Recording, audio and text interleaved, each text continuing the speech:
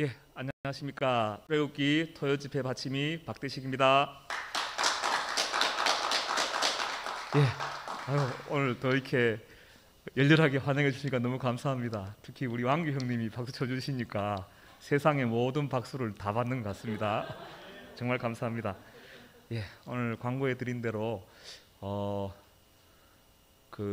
목요일하고 토요 모임은 백신 접종자만 그거 와주십사 하고 광고 드립니다. 아마 다 맞으셨죠, 그죠? 예, 대한민국 인료 차이가 너무 잘 돼 있습니다.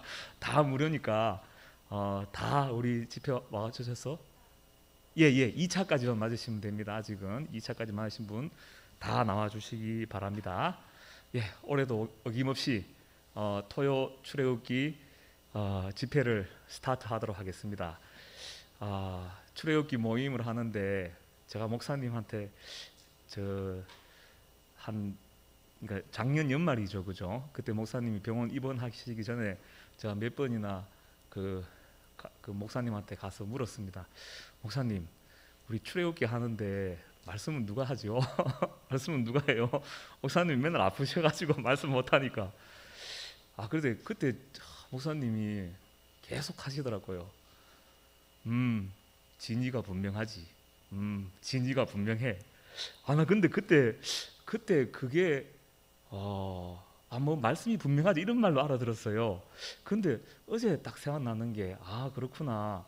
목사님의 마음을 형이 분명하게 알고 있구나. 분명하게 표현하고 있구나. 그래서 저는 외치고 싶습니다. 지금 목사님이 병원에 계시고 말씀도 잘 못하시는데 목사님의 의중이 무엇인가? 목사님의 뜻이 무엇인가? 아시고 싶으면 토요 집회 오시면 됩니다. 진이 형 말씀 들으면 됩니다. 우리 여러분 김진희 형님을 큰 박수로 맞이해 주시기 바랍니다.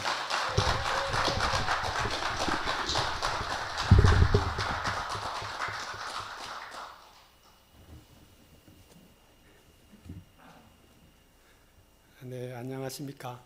구미교회 김진희 형제입니다.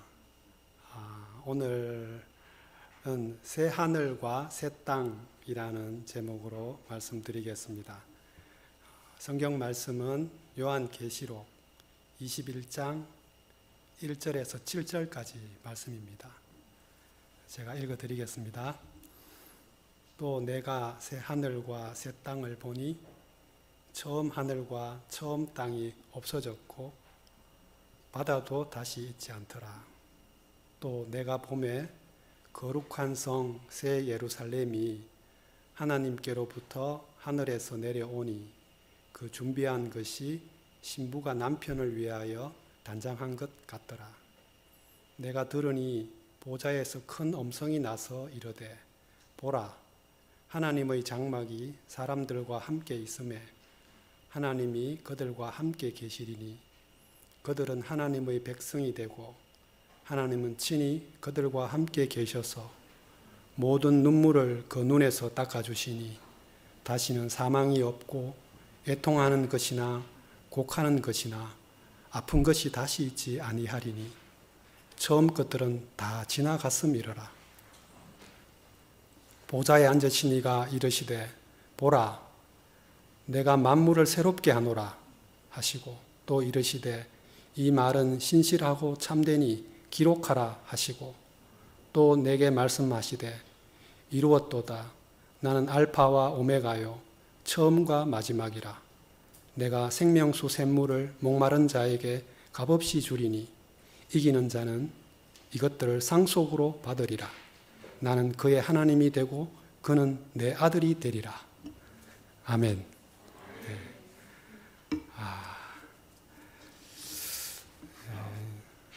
지난주가 2022년 1월 1일 그 첫날이었는데 지난주에 말씀 제목을 제가 새로운 피조물이라고 했습니다. 그런데 이 새로운 피조물이 사는 곳이 어디일까 생각해 보니까 새 하늘과 새 땅이겠구나 그 생각이 들어서 오늘 제목을 새 하늘과 새 땅이라고 했습니다. 지난 주일에 목사님의 신년사가 울려 퍼졌을 때 저는 새 하늘과 새 땅이 하늘에서 내려오는 것 같았습니다. 여러분들도 다 그러셨죠? 10분 정도 되는 말씀이었는데 정말 한 해 동안 먹고 살 양식을 다 주신 것 같았습니다. 너무 행복했고 정말 십자가에서 내려오지 못하고 죽으신 예수, 이분이 얼마나 우리 인생의 보화인지, 또 우리 교회의 보화이고 보물인지, 목사님이 아주 신년 벽두에 우리 교회에 보화가 있다고, 이것을 자랑하는 사명을 우리가 받았다고 말씀하셔가지고 새해에 우리가 어떻게 무엇을 하고 살아야 될지를 분명하게 그 지침을 우리한테 주신 것 같았습니다. 정말 이 보화만 자랑해도 부족함이 없겠다, 그런 생각이 들었습니다. 그 말씀에 저는 정말 화답하고 싶었는데 그때 목사님 병원에 계시고 지금이라도 정말 화답하고 싶습니다. 목사님이 기독교인이든 비기독교인이든 뭔가를 해야 한다는 생각에서 참 사람이 벗어날 수가 없다, 그 이야기 하시면서 사람은 현 상태로는 도저히 안 되니까 뭔가를 배우든지 수양을 하든지 깨닫든지 아니면 자기 어떤 짐을, 자기를 버리는 어떤 행위를 하든지 그렇게 뭔가를 해야 된다는 생각이 있다는 거잖아요. 우리가 다 그랬던 사람이잖아요. 그런데 뭘 해야 되는 세계가 아니다. 저는 이 한 말씀만으로도 제 인생이 너무 큰 해방이 되었습니다. 뭘 하지 않아도 그냥 너 존재 자체만으로 너는 온전하다. 나는 너 존재만 필요한다.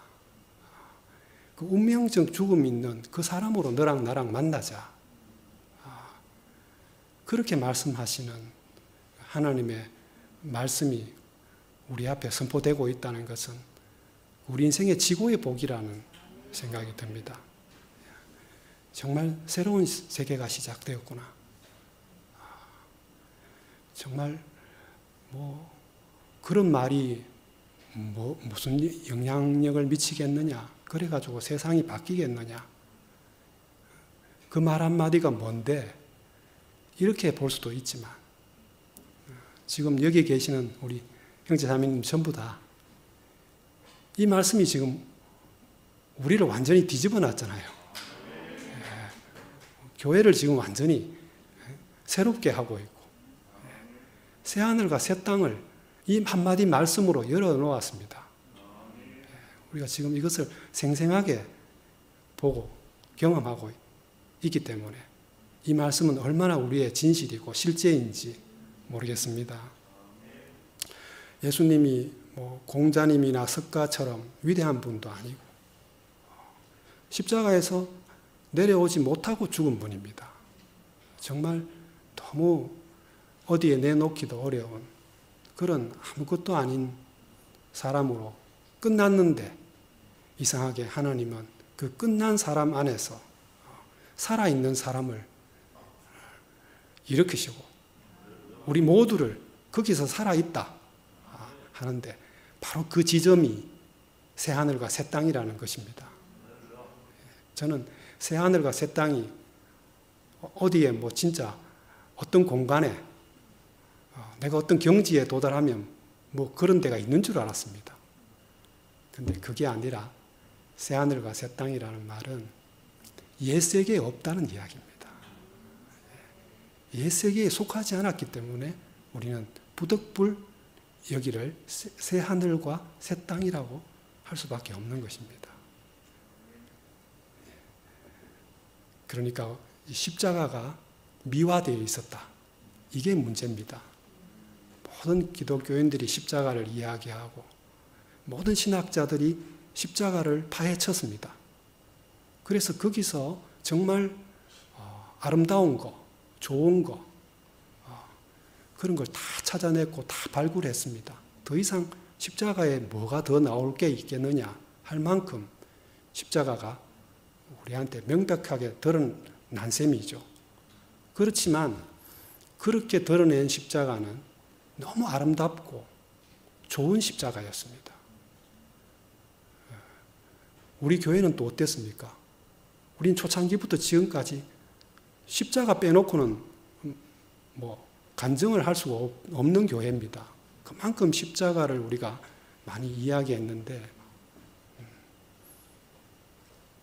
우리 안에 우리 교회에 십자가가 미화되어 있었다는 그걸 제가 이번에 알게 됐습니다. 왜 그렇게 생각했냐 하면 우리가 그동안 십자가를 이야기할 때 도망간 사람이 아무도 없습니다. 그런데 이번에 목사님이 정말 십자가에서 감추어진 한 가지 사실, 명백한 팩트, 이 사실을 딱 내놓으니까 우리가 전부 도망갔습니다. 그러니까 그 앞에 우리가 이야기했던 십자가는 전부 미화된 십자가였던 것이죠. 혼의 십자가라고 할 수 있습니다. 내가 질 수도 있고 안 질 수도 있고 오늘은 그 십자가를 살아냈지만 내일은 안 될 수도 있는 그런 십자가였습니다. 그렇기 때문에 목사님이 정말 목숨을 걸고 이 십자가를 말씀하시는 것 같습니다. 이 자리, 이 십자가의 이 지점에 와야지 우리가 하나님도 만나고 예수님도 만나고 우리 목사님도 만나고 형제 자매들을 다 만날 수 있기 때문에 그래서 올해 자기의 전부를 바쳐서 이 말씀을 하겠다고 이것만 말하겠다고 바칠 수 있는 게 있다면 다 바쳐서 나는 이 보화만 자랑하고 싶다고 그렇게 말씀하셨는데 저도 마찬가지입니다. 바칠 수 있는 게 있다면 다 바쳐서 저는 이 보화만 자랑하고 싶습니다. 다른 것은 우리 아니라도 다 가지고 있고 다 합니다. 굳이 우리가 안 해도 좋은 것들은 세상이나 종교가 먼저 알고 다 하고 있습니다.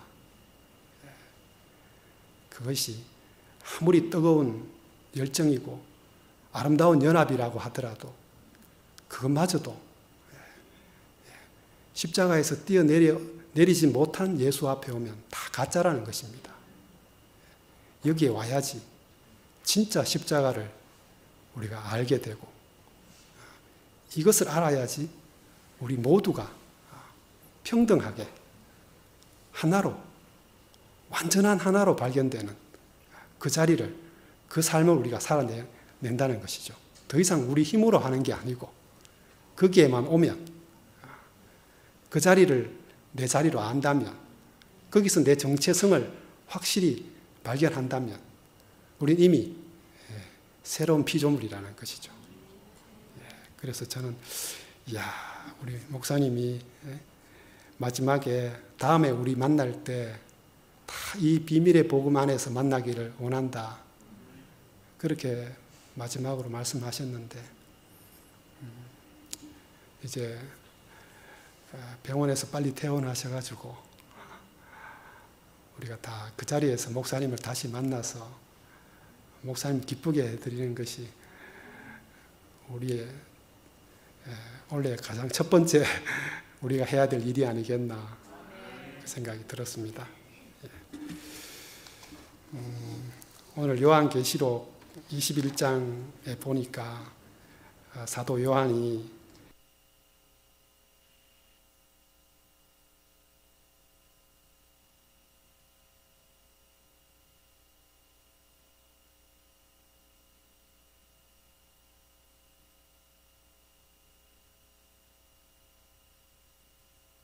건드는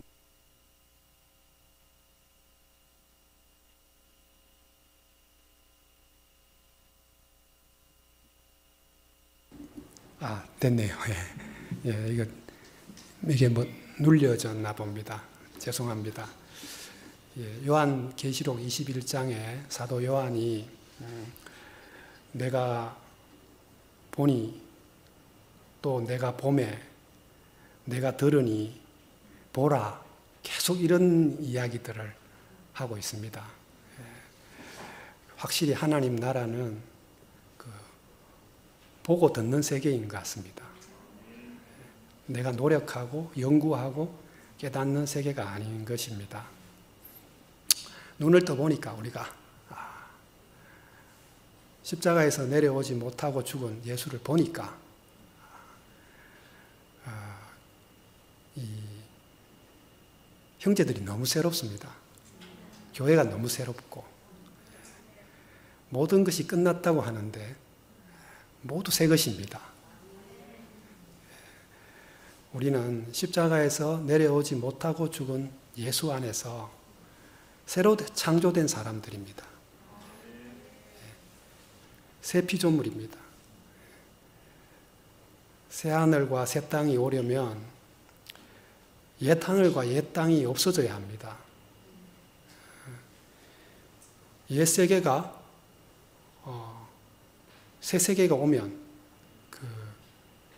밀려가는 것입니다. 우리가 뭐 옛 세계를 버리고 새 세계로 가는 게 아니고 새 세계가 오면 새 하늘과 새 땅이 오면 옛 하늘과 옛 땅은 그냥 빛이 오는 즉시 어둠이 사라지듯이 그 세계는 우리에게서 떠나가 버리는 것입니다. 그렇기 때문에 옛 세계의 일부는 살아있고 새 세계가 절반쯤 오고 이런 건 없습니다.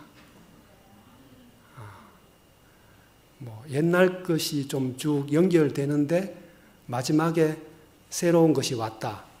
그러니까 연속적이다. 이런 말은 성립이 안 됩니다. 옛 것과 새 것은 그렇게 공존할 수가 없는 것입니다. 그래서 오늘 계시록 21장 1절에 또 내가 새 하늘과 새 땅을 보니 처음 하늘과 처음 땅은 없어졌고 바다도 다시 있지 않더라. 이렇게 딱 됐습니다. 새 하늘과 새 땅이 왔는데 어떻게 옛 하늘과 옛 땅이 있을 수 있겠습니까? 반쯤만 새 것, 반쯤만 옛 것 이런 건 없습니다. 완전히 새 것이면 완전히 새 것이고 옛 것이면 완전히 옛 것입니다.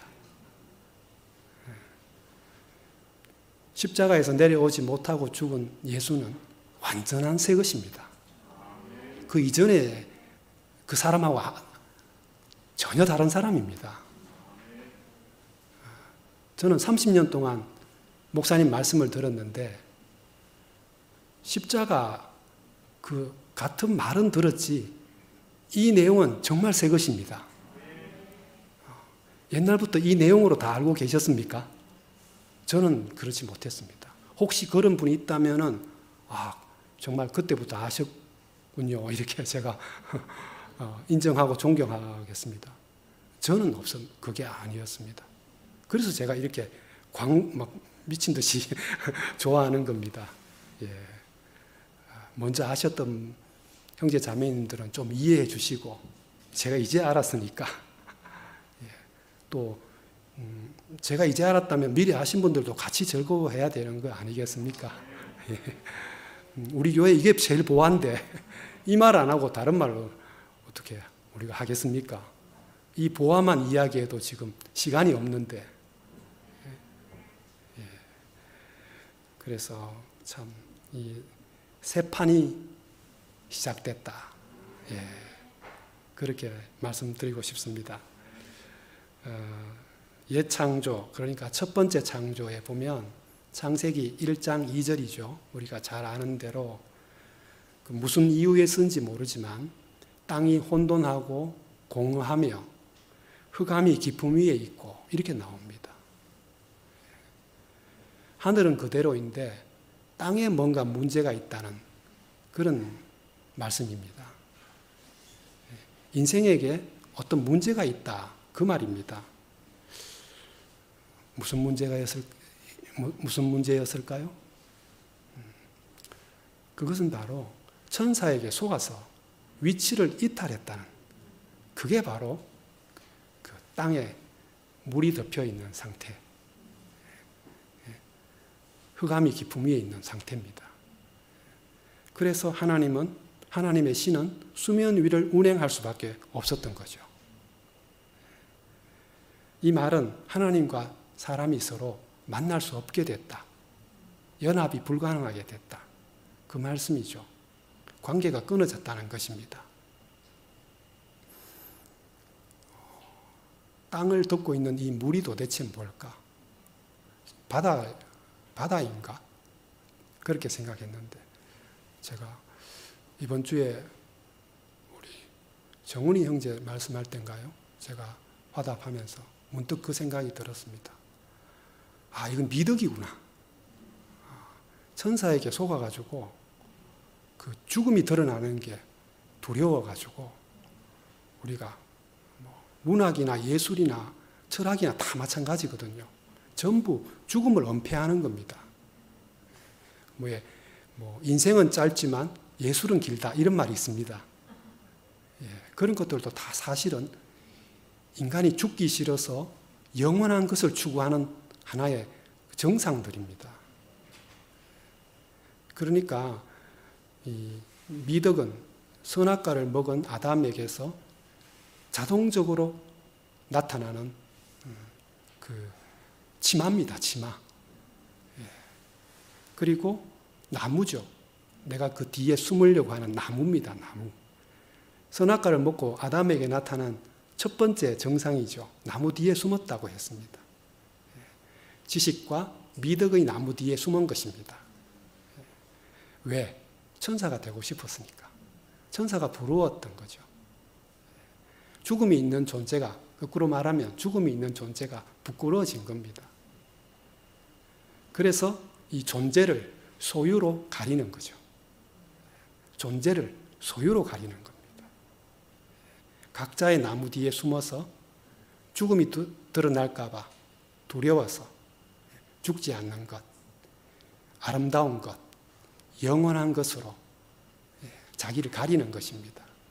그것을 자기의 나무라고도 할 수 있고 자기의 직업이나 명함 이런 거죠. 이런 것들이 다 우리의 존재를 가리는 것입니다. 그런데 예수님은 이 전부 가리는 세계에서 처음으로 발가벗고 드러나신 분입니다. 물론 자기 스스로 드러난 게 아니고 어쩔 수 없이 끌려가서 발가벗기고 못 박혔습니다. 양손에 이 팔에 못이 박혔는데 어떻게 가려요? 도저히 가리려고 해도 가릴 수 없는 상황이 된 것입니다. 그때 뭐가 드러났겠습니까? 육체의 어떤 부끄러운 부위가 드러난 것일까요? 저는 그게 아니고 우리가 그동안 애써 감추고 가려왔던 운명적인 죽음이 드러났다고 저는 생각합니다. 그게 십자가에서 드러난 것입니다. 그래서 제자들이 도망친 거죠. 지금 우리가 생각하는 십자가 정도로 이해한다면 어느 제자가 도망치겠습니까? 십자가만큼 좋고 지금 아름답게 미화된 게 어디 있습니까? 지금이라면 절대 도망 안 칩니다. 그런데 2000년 전에 그 현장에 있었던 제자들이 한 명도 남기지 않고 다 도망갔다는 것은 그게 사실이란 겁니다. 그게 십자가의 진실이고 사실이라는 말이죠. 완전히 드러난 예수는 완전히 버려졌습니다. 여긴 예외가 없습니다. 하나님도 버렸고 사람도 버렸습니다. 모든 것이 끝났습니다. 그런데 여기서 놀라운 일이 발생했지 않습니까? 운명적인 죽음이 완전히 드러났는데 하나님이 하시는 일도 완전하게 드러났습니다. 우리가 완전히 끝나지 않으면, 운명적인 죽음 안에서 완전히 끝나지 않으면 하나님도 자신의 일을 온전하게 하실 수가 없다는 것입니다. 그래서 이 죽음이 우리한테 너무너무 중요한 죽음이고 다른 사람의 죽음하고는 같은 게 아닙니다. 오직 예수의 죽음만 우리에게 구속이 된다는 것도 바로 이 이유 때문입니다. 거기는 예수도 죽고 제자들도 죽고 하나님도 다 죽은 모든 것이 끝난 죽음입니다. 세상에 이런 죽음은 없습니다. 예수 외에는. 그렇기 때문에 예수의 죽음이 우리에게 효력이 발생하는 것입니다.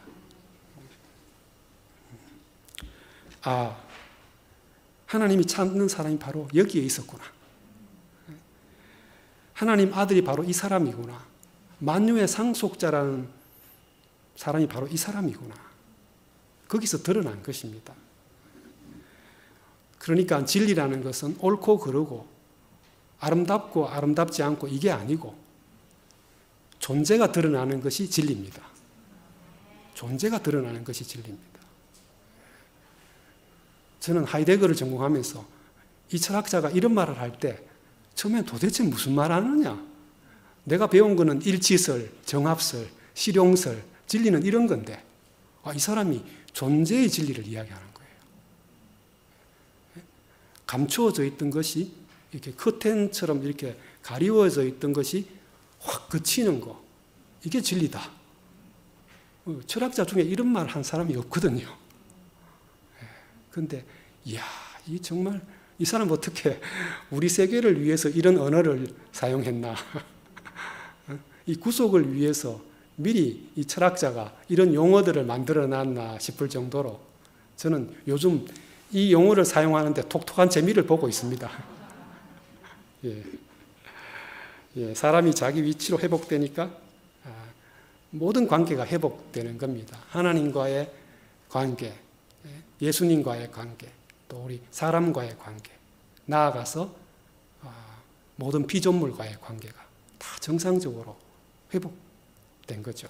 그래서 계시록 21장 1절에 요한이 또 내가 새 하늘과 새 땅을 보니 처음 하늘과 처음 땅이 없어졌고 바다도 다시 있지 않더라. 창세기 1장 2절에 나왔던 그 문제가 해결됐다는 이야기입니다. 어떻게 해서 해결됐습니까? 구속으로 말미암아. 구속으로 말미암아 이 하나님의 문제가 그 땅을 덮고 있던 물이 다 말랐다는 것입니다. 인생의 문제가 여기서 완전히 해결됐다는 것이죠. 그래서 이 성경의 맨 끝에 오면은 이제 그 계시록 21장 4절에 가면은 모든 눈물을 그 눈에서 닦아주시니 다시는 사망이 없고 애통하는 것이나 곡하는 것이나 아픈 것이 다시 있지 아니하리니 처음 것들이 다 지나갔음이러라. 요한이 이렇게 말하고 있습니다. 이것은 옛 세계에서는 인생의 문제가 해결되지 않았는데 구속에 와서 그 인생의 모든 문제가 완전히 해결됐다. 바다가 다시 없다는 말은 더 이상 우리 인생을 물로 덮을 수 없다. 사탄이 스며들어올 수 없다 이 말입니다. 그렇기 때문에 구속은 새 하늘과 새 땅입니다. 여기 와야 더 이상 천사에게 속지 않습니다. 십자가에서 내려오지 못하고 죽은 예수. 이 자리에 와야 더 이상 천사에게 종로로 타지 않게 됩니다. 유일한 복음, 최종적인 복음인 이유가 바로 여기에 있죠. 그렇기 때문에 우리는 흙이라고 하면 거기는 천사적인 요소가 스며들 여지가 있습니다. 그동안 우리는 흙이라는 이 말만으로도 얼마나 행복했습니까? 그런데 불교에도 사실 흙이라는 말 하거든요. 공수래 공수거, 흙에서 와서 흙으로 간다. 다 그런 이야기 하고 있습니다. 형상, 빈 그릇 이런 이야기 어디에는 다 합니다. 그리고 도가에 가면, 도가 철학에 가면은 그물에도 걸리지 않는 바람처럼 흐르는 물처럼 무의 자연을 이야기하거든요. 그런데 가면은요, 뭐, 이게 비슷해요.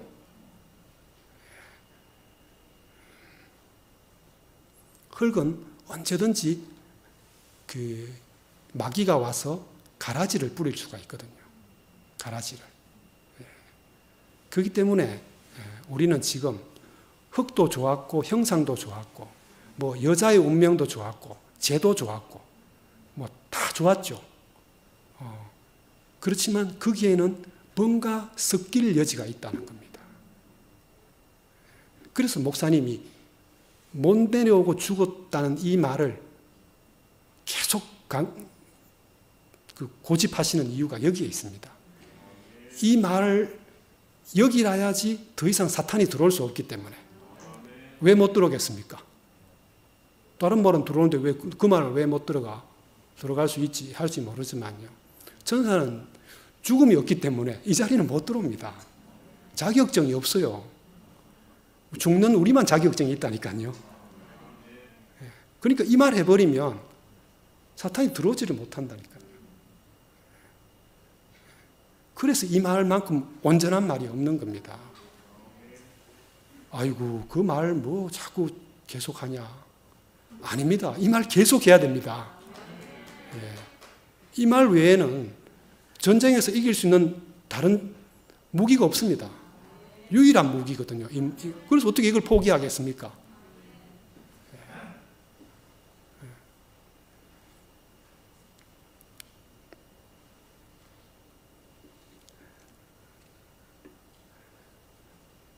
그래서 우리는 십자가에서 내려오지 못하고 죽은 예수를 나의 주님이라고 고백하는 것입니다.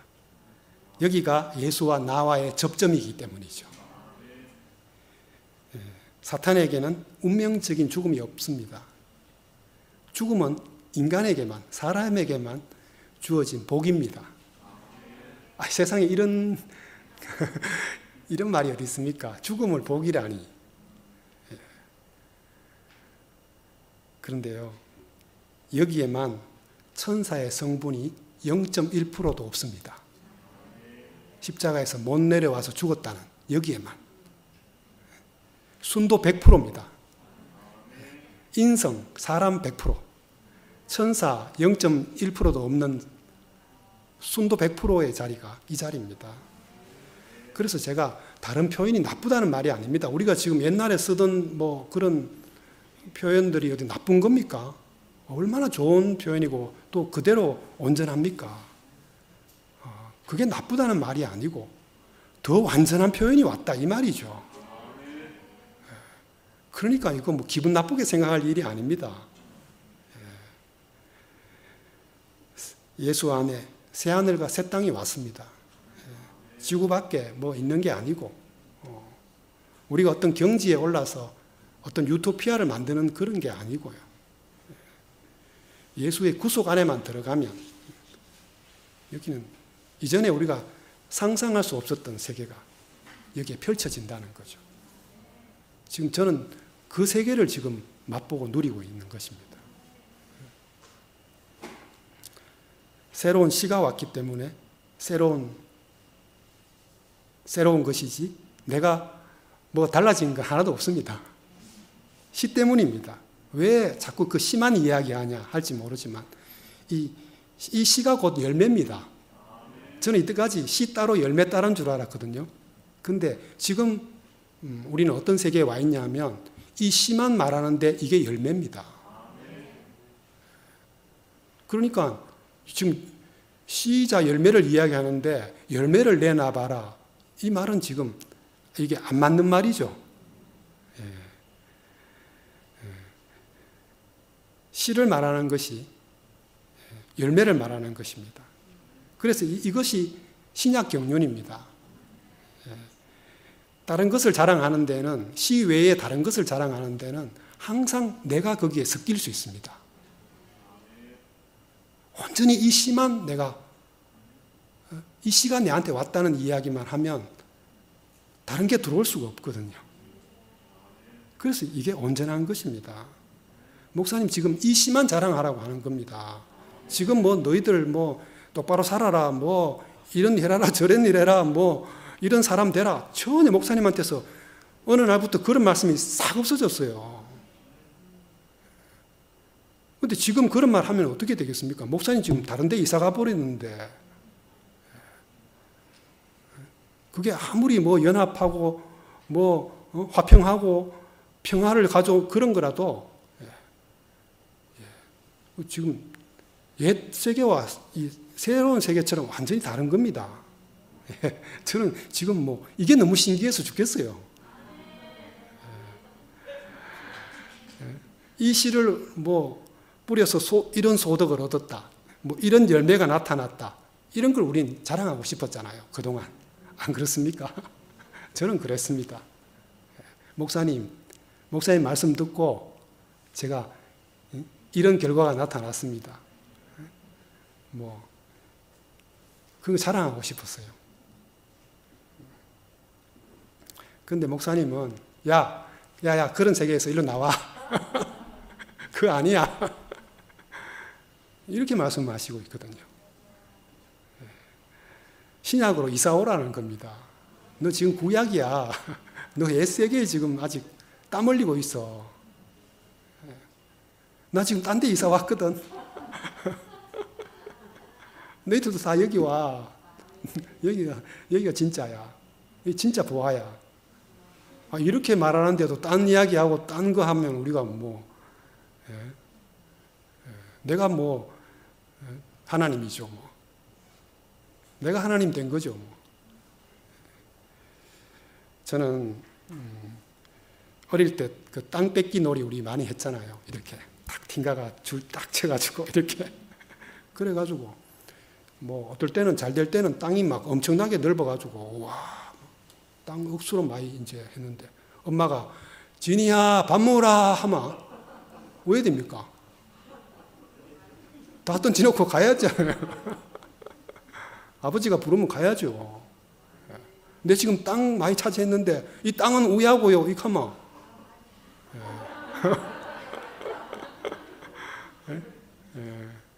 아니, 아버지 품에 안기는 게 중요하지. 그 뭐 땅에 줄치놓고 그게 뭐 중요합니까?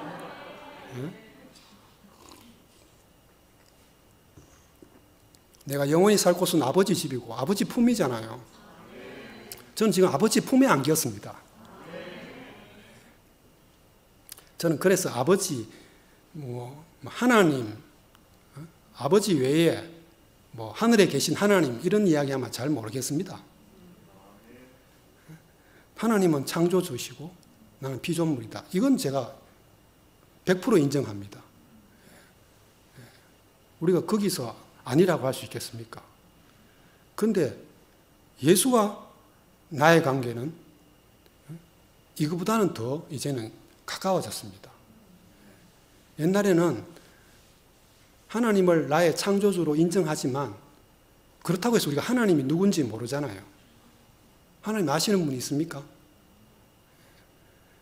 이번에 근태 형제가 어제죠. 자기가 경험한 하나님이 전부라고 생각해서 하나님을 감옥에 딱 가다 놓고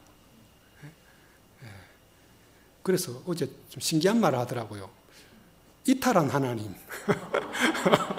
아니, 너 이탈한 사람은 이야기 많이 들었는데 어제 우리 근태가 이탈한 하나님 이래 이야기하대요. 이탈한 사람이 그 생각하는 하나님이니까 당연히 이탈한 하나님이죠. 예. 그런데 예수님도 마찬가지였거든요. 2000년 전에 우리가 그분을 어떻게 압니까? 그런데 우리가 구속 덕분에 너무 가까워졌습니다. 이제는 예수님을 좀 알겠어요. 여러분도 그러시죠? 전 요즘 와서 예수님을 좀 알겠어요. 접점이 있으니까. 그런데 목사님과 나의 관계는 더 구체적이고 실제적입니다. 지금. 저는 지금 목사님하고 결혼했어요. 연애가 끝났다니까요. 연애하듯이 좋아하고 제가 진짜 사랑했잖아요. 그런데 하나라는 생각은 안 들었습니다. 말씀 열심히 듣고 뭐 십자가를 살아내고 구미 교회를 뭐 어떻게 해보려고 하고 저도 뭐 안 해본 건 아닙니다. 나름대로 최선을 다했습니다. 그런데 그 격차는 줄어들지 않더라고요. 그 격차는 점점 더 벌어지고 목사님과 나는 만나지지가 않았습니다. 제가 지방에 떨어져 있었기 때문은 아니잖아요. 대구에 계시는 여러분들은 가까워졌습니까? 저는 안 되더라고요. 그래서 구미에 사는 것을 많이 탓했습니다, 제가. 눈에서 멀면 왜 마음에서도 멀다 이런 말 있지 않습니까? 내가 대구서만 살았어도 내가 좀 잘 나갈 텐데 좀 목사님 눈앞에 안 보이는 형제가 돼가지고 이제는 뭐 나를 희미하게 내가 희미해졌겠지. 내가 뭐 여기서 그냥 밥 벌어 먹고 애들 키우는 것만 해도 감사해야지. 그냥 김지인이 28살에 불려졌다가 30년 동안 밥 먹고 살다가 죽었다. 뭐 그래도 어쩌겠습니까? 그렇지만 내 마음속에서는 덜 목사님과 하나 되고 싶다. 예수님과 하나 되고 싶다. 그 마음이 한시도 제가 그 마음이 떠난 적이 없거든요. 그래도 안 되더라고요. 참 마지막 남은 경쟁력은 구미교회뿐이다. 정말 영광스러운 교회를 내가 만들어서 내 존재감을 한번 가지려고 했는데 완전 실패했습니다. 영광스러운 교회 이상은 맥없이 무너졌습니다. 내가 목사님과 같은 사람이 아닌데 아무리 흉내를 내본들 교회가 나타나겠습니까? 저는 형제 자매들하고도 연합할 수 없는 사람으로 명백하게 드러났습니다. 목사님이 응급 상황에서 구미로 오실 때 그때가 제 구미교회 생활의 최악이었습니다. 더 이상 잃을 것이 없고 더 이상 망할 것이 없을 만큼 저는 그냥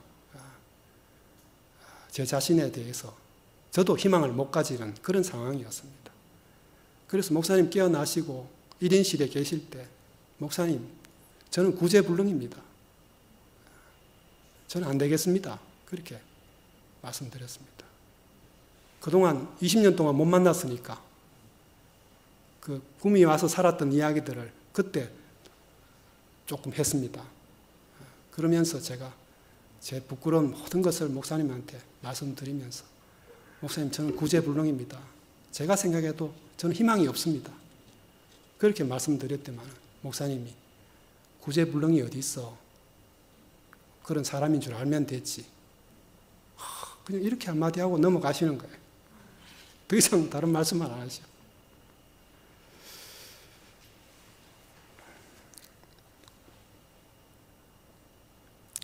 제가 이탈한 사람인 줄 몰랐습니다. 열심히만 하면 되는 줄 알았는데 노선이 다르다는 것은 한 번도 생각해 보지를 못했습니다. 서울에서 출발할 때 대전까지는 우리가 똑같이 왔잖아요. 대전까지는. 이번에 목사님이 그거를 분명하게 말씀해 주셨는데 그러니까 연속적인 게 맞죠. 다 우리 서울에서 출발해가지고 부산으로 향해서 왔지 않습니까? 그런데 대전이 문제입니다. 대전. 여기서 노선이 갈라진다는 겁니다. 그러니까 뭐 예전에 목사님이 뭐 잘못됐나? 그때 말씀 안 했나? 다 맞는 말입니다. 다 맞는 말인데 목사님이 부산했을 때 그 부산하고 내가 생각하는 부산이 달랐다는 겁니다. 그러니까 우리는 대전에서 목포행으로 갈아타는 겁니다. 정확하게 십자가에서 내려오지 못하고 죽은 예수라는 이 정거장에서 우리는 다른 노선으로 가는 겁니다. 그 노선은 아닌 것 같습니다. 그러면 그동안 연속됐다는 게 뭡니까? 지금 내가 옆에 보니까 이정표 보니까 광주 나오고 목포 지키고 나오는데 아버지는 딴 차 타고 지금 딴 데로 가고 계시는데.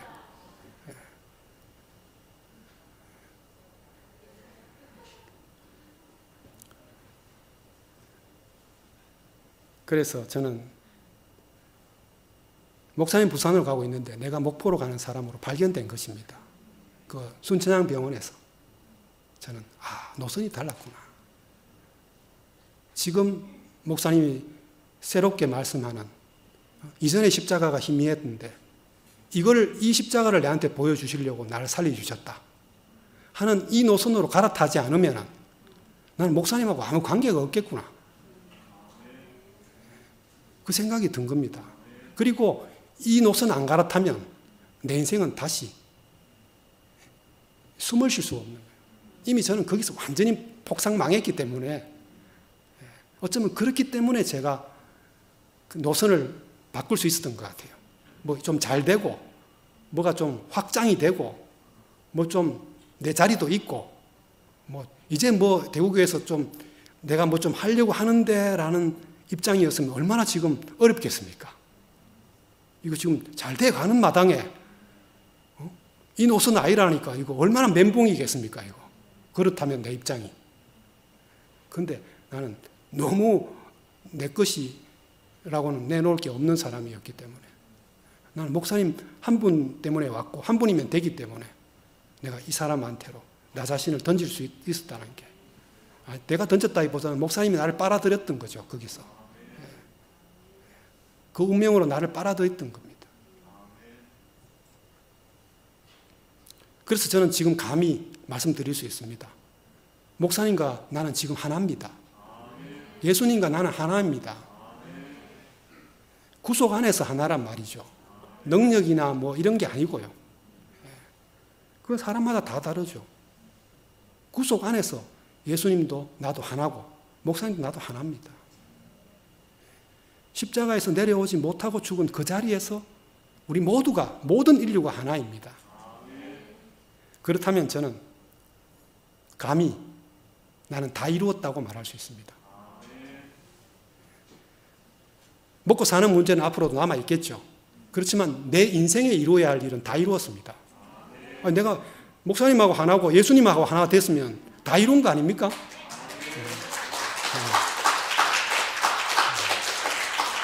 제가 내년이면 60입니다. 저도. 원래 59인데요. 60이 되기 전에 제 인생에 다 이루었다니까요. 와, 이거 정말 뭘 제가 더 이룰 게 있겠습니까? 저는 이렇게 하나 되려고 대구교회에 온 사람인데요. 다 이루었습니다. 저는 이 말 하는 내가 너무 자랑스럽습니다. 내가 뭐 일을 잘하거나 못하거나 이런 문제도 아니고 업적이 있거나 없거나 목사님하고의 관계가 깊고 얕고 이런 것도 아닙니다. 여기는 그런 게 다 소용없습니다. 지금 우리 목사님이 아니면 하나님이 누구를 통해서 우리에게 말씀하시겠습니까? 그래서 저는 우리 목사님을 따르지 않으면서 하나님을 따른다는 사람을 신뢰할 수가 없습니다. 목사님과의 정상적인 관계에 있지 않고 하나님과의 관계를 이야기하면 전 모르겠습니다. 그 관계는. 내가 나된 것은 전부 목사님 덕분입니다. 그래서 저는 이 말하는 제가 하는 말 중에 이 말이 가장 진실한 말입니다. 전부 목사님으로 말미암았다. 이 말만 진실입니다.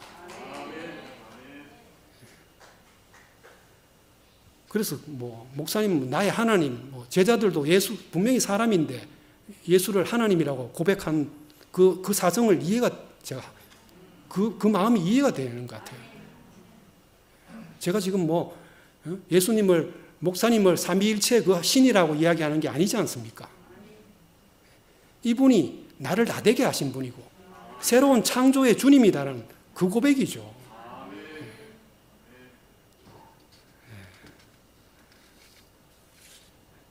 하나님은 절대 반신반인, 노새같이 반틈은 말이고 반틈은 당나귀고 그런 존재를 만드신 적이 없습니다. 그리스도를 우리가 그렇게 많이 저는 어릴 때부터 사람이면서 동시에 신이고, 이게 말은 듣지만 이 머릿속에서 그림이 안 그려지는 거예요. 그 대상이 실제가 되려면 내 머릿속에서도 이미지가 그게 탁 생겨야 되거든요. 근데 말은 듣는데 그 이미지는 안 떠오르는 거죠. 노새가 힘은 좋고 쓸모는 있지 모르지만 생육하고 번성이 안 된다 했지 않습니까? 그 반신 반인인 그리스도는 우리 안에서 생육하고 번성할 수가 없습니다. 우리가 계속해서 구속을 말하고 있는데 이 말은 뭡니까? 예수가 완벽하게 사람이다 이 말이잖아요. 참 사람이다. 지극히 사람이다. 그래서 저는 제가 아는 이야기만 하고 싶습니다. 모르는 이야기는 제가 안 하려고 합니다. 제가 이제 학생들한테 철학 수업을 하잖아요. 그 철학이 얼마나 어렵습니까? 근데도 학생들이 제 철학 강의를 기다리는 이유가, 좋아하는 이유가 내가 어려운 말을 안 하거든요. 내가 확실히 아는 것만 이야기하고 모르는 거는 내가 그냥 패스. 이야기 안 합니다. 그래서 저는 아는 얘기만 하는 게 제일 안전하고 제일 확실하다고 생각해요. 예수님도 니고데모에게 우리는 아는 것을 말하고 본 것을 증언한다. 니고데모는 그러니까 모르는 이야기를 하고 있다 이 말인 거죠. 좋은 말이긴 하지만 너는 지금 모르는 말하고 안 본 걸 이야기하고 나는 지금 내가 확실히 보고 확실히 아는 것만 말한다. 예수님이 니고데모에게 한 말이라니까요. 요한복음 3장 11절에서 그 이야기를 했습니다. 우리는 아는 것을 말하고 본 것을 증언하노라.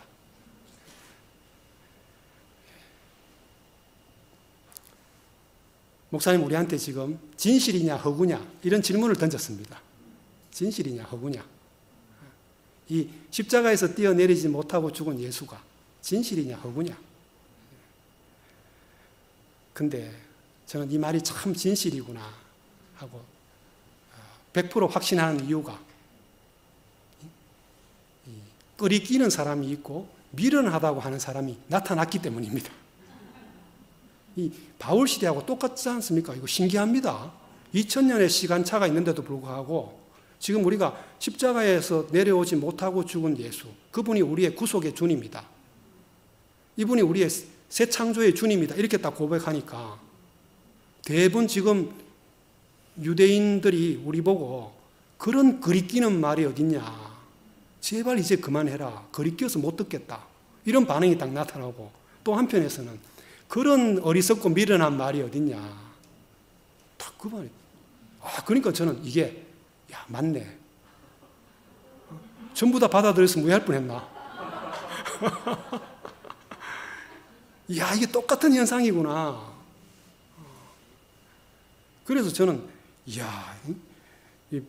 바울이 고린도전서 1장 22절에서 24절에 유대인은 표적을 구하고 우리 다 잘 아는 말씀이죠. 헬라인은 지혜를 찾으나 우리는 십자가에 못 박힌 그리스도를 전하니 유대인에게는 그리끼는 것이요 이방인에게는 미련한 것이로되 오직 부르심을 받은 자들에게는 유대인이나 헬라인이나 그리스도는 하나님의 능력이요 하나님의 지혜니라. 바울이 살던 때랑 우리랑 똑같네요. 신기합니다. 저는 그래서 이 구속의 복음이 최종적인 복음이라고 확신합니다. 십자가의 예수를 말할 때는 다 좋다던 사람들이 내려오지 못하고 죽은 예수를 말하니까 다 고개를 흔들면서 거부하고 있습니다. 몹시 그리낀다는 사람도 있고 몹시 미련해 보인다, 어리석다 하는 사람도 있고 그렇게 그리낀다, 미련하다고 하는 분들에게 우리가 어떻게 하겠습니까? 어떻게 그분들을 설득할 수 있겠으며 어떤 논리로 우리의 이 간증을 설명할 수 있겠습니까? 불가능합니다. 그냥 나에게는 이게 복음이야. 난 이 복음 아니면 죽겠어. 이 복음이라야 내가 숨 쉬고 살겠어. 뭐 그 이야기하는 겁니다. 이게 뭐 논리가 뭐 있습니까? 이건 뭐 성경에 논리적인 이야기가 있습니까? 전부 말도 안 되는 이야기인데. 그러니까 저는 이 논리적으로 하면 나를 설득시켜봐. 이 말이 현대판 십자가에서 뛰어내려 보라는 말처럼 들립니다. 그러니까 우리가 여기에 뭐 설명하려고 하면 말려 들어가는 겁니다. 설명할 필요가 없습니다. 그냥 내 관중인데 내가 살았다고 내가 다른 세계를 봤다고 말하는 건데 어떻게 설명합니까? 그거를 같이 보든지 같이 들어오든지 해야 되지. 어떻게 새하늘 새 땅을 옛하늘 옛 땅에 있는 사람에게 어떻게 논리적으로 합리적으로 설득력 있게 말할 수 있겠습니까? 불가능합니다. 그러니까 저는 그냥 내 길을 가는 겁니다. 그냥 이 내한테 복음이다. 뭐 당신한테도 복음이 됐으면 좋겠다. 왜 네가 독점하냐? 목사님 이번에 그 전화 통화에서 그럼 네 다 가져가든지. 좀 주고 싶다. 이래도 안 가져가잖아요. 그래 뭐 전부 내 차지네요. 이거 뭐 내라도 이야기해야 되는 상황입니다. 요즘은 정말 눈만 뜨면 감사가 밀려옵니다. 제가 그 직장 생활하면서 한번 딱 위기가 있었는데요. 그 제자 자존심을 건드리는 한 선생님하고 계속 부딪히다가 사실은 이제 거기에 대한 그 뭐라 그럴까 상처였는데 전체 60, 70명 교무 회의하는 데서 제가 벌떡 일어나가지고 그분이 관여된 어떤 일을 학교에서 진행하는 것에 대해서 딱 제가 잘못됐다고 이야기했습니다. 그러니까 그 교무회의 갑자기 분위기가 싸늘해졌습니다. 제가 또 아주 냉정하게 차분하게 하나, 둘, 셋 딱 이야기했습니다. 전부 다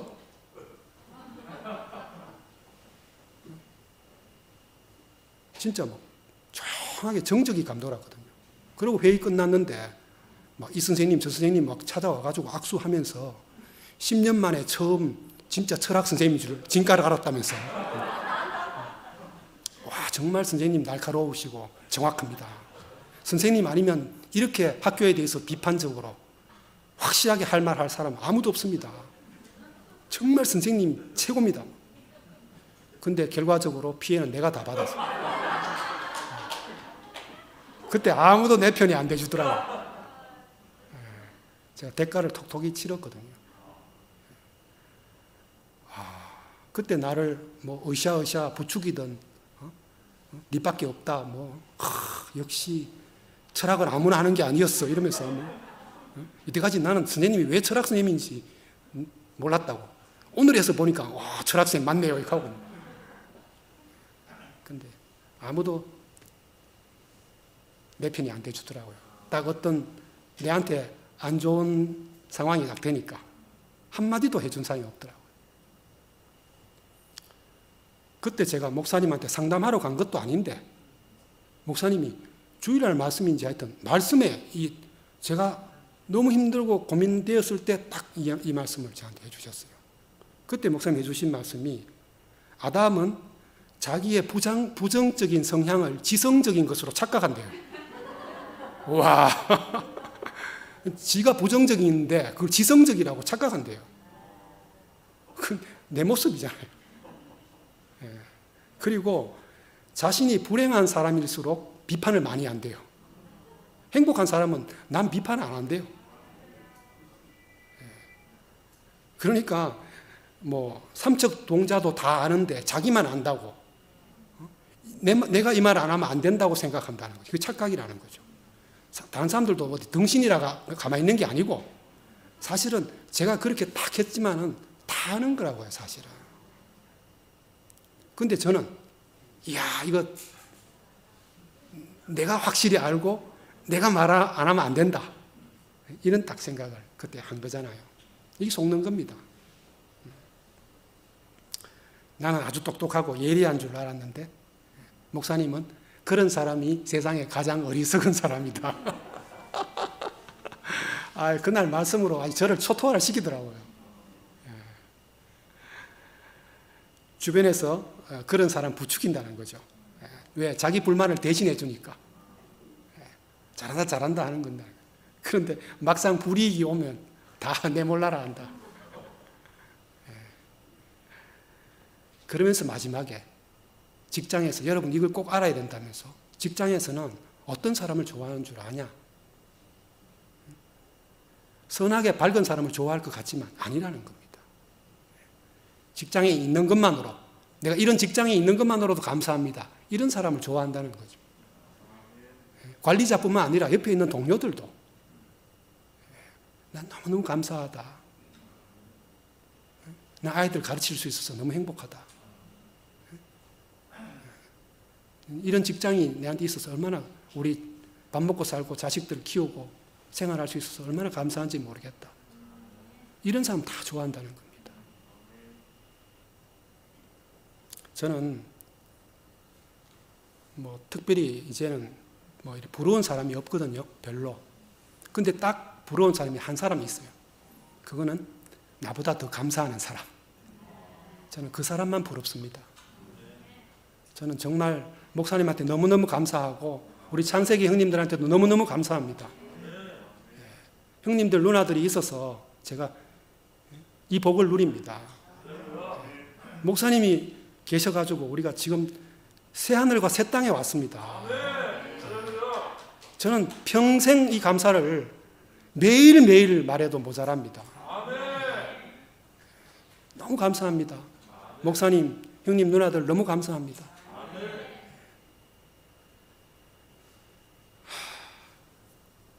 오늘 마지막 21장 5장 7절에 보면 보좌에 앉으시니가 이르시되 보라 내가 만물을 새롭게 하노라 하시고 또 이르시되 이 말은 신실하고 참되니 기록하라 하시고 또 내게 말씀하시되 이루었도다.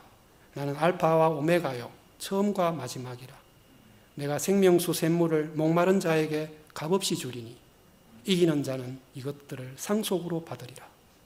나는 그의 하나님이 되고 그는 내 아들이 되리라. 이보다 축복의 말씀이 어디 있습니까?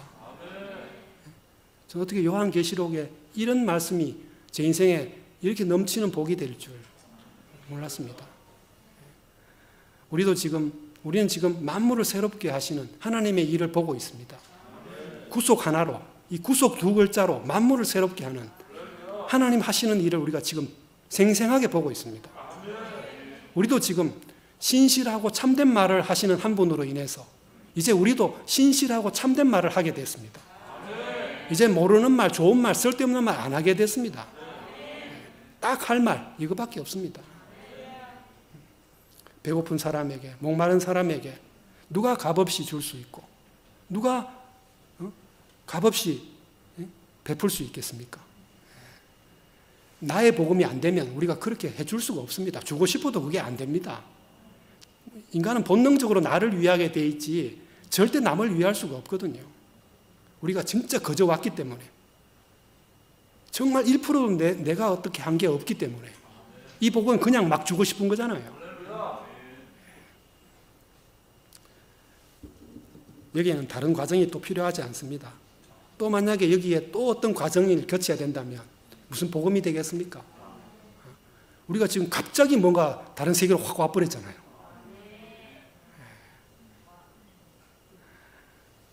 그래서 사람들은 목사님이 갑자기 딴 말 한다, 옛날부터 같은 말 하는 거다, 여러 가지 말씀을 하시지만 아까도 제가 경부선, 대전 말씀드렸듯이 중요한 건 노선인 것 같습니다. 지금 목사님이 부산 쪽으로 가고 있으면 우리가 다 부산으로 가야 됩니다. 대전까지 잘 따라왔는데 호남선 타버리면 그냥 아무 관계가 없어지는 거니까요.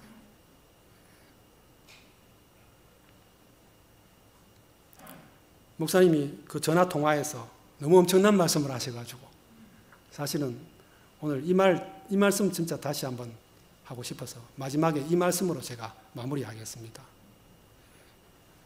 이 복음은 누가 어떻게 생각할까 두려워할 필요가 없다. 이 복음은 내가 좋은 것이다.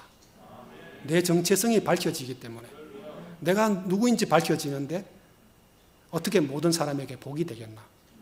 나를 밝히는데 어떻게 예수가 밝혀지는가? 너무 신기한 복음이다. 이렇게 말씀하셨습니다. 또 아까 말씀드렸듯이 내가 독점하는 것처럼 보이냐? 그럼 너 다 가져가라. 자기 할 말이 안 끝난 사람은 줘도 안 가져간다. 받는 사람이 있으면 얼마나 좋겠는가. 그저 받은 것인데 진주가 널려 있는데 밭에 묻힌 보화를 우리가 발견했는데 그러니까 복음 아니냐. 우리가 수고한 게 없다. 조금 더 거둔 게 없다. 오직 하나님과 예수님이 하신 일이다. 그리고 마지막에 원숭이 이야기. 정말 전율이 오지 않았습니까, 여러분? 어떻게 원숭이 사는 세계에 가서 사람이 나 혼자밖에 없다고 내가 포기하겠냐. 아니 거기서 사람 하나 만나면 뭐 왜든지 알을 낳을 거 아니냐고. 이야. 아니 목사님 지금 내한테 지금 알을 낳으려고 지금 목숨을 걸고 지금 원숭이 세상 되면 안 되니까. 하나님 아들의 세계, 상속자의 세계가 돼야 되니까. 야, 목사님, 이 원숭이들 속에서 언제 인간 세상이 오겠냐고. 그렇다고 우리가 포기하면 되겠냐. 그냥 둬버리면 원숭이 세상이 되어버리는데 복음을 전해야 된다. 그래야 나도 살고 남도 살린다. 정말 우리에게 이렇게 긴급하고 꼭 하지 않으면 안 되는 말이 생겼다는 게 너무 감사하지 않습니까? 저는 그래서 이 말만 하고 싶습니다. 다른 말은 재미가 없어요. 똑같이 느끼시죠? 다른 말은 재미가 없어요. 내 말이 아니니까요. 근데 이 구속의 복음은 내 말이니까 너무 신나고 재밌습니다. 지난주에도 말씀드렸듯이 내일은 천사의 몫이고 오늘만 우리의 몫입니다. 그래서 어제는 지나갔고 내일은 아직 오지 않았습니다. 우리한테 있는 시간은 지금뿐입니다. 지금. 지금 여기 우리가 이 복음을 선포할 시간은 지금 여기입니다. 주님을 찬송합니다.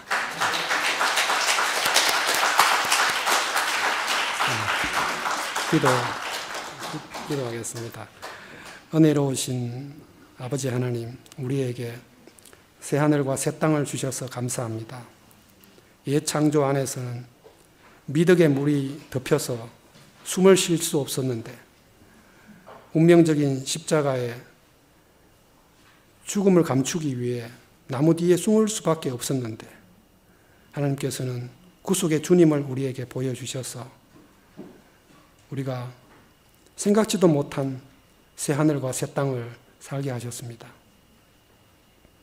십자가에서 내려오지 못하고 죽으신 예수가 유대인들에게는 거리끼는 것이요 헬라인들에게는 미련한 것인데 어떻게 우리 같은 사람에게는 이 복음이 하나님의 능력과 지혜가 되셨는지 이런 하나님의 신약 경륜을 찬양하기를 원합니다.